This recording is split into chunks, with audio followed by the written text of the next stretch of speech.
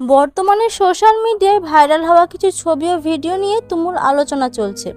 আর এই বিষয়ে এবার মুখ খুলেছেন ডিপজল।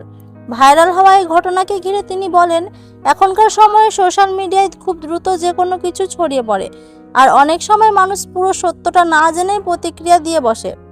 তার মতে একটি ছবি বা ছোট ক্লিপ দেখে কোনো শিল্পীকে বিচার করা ঠিক নয়।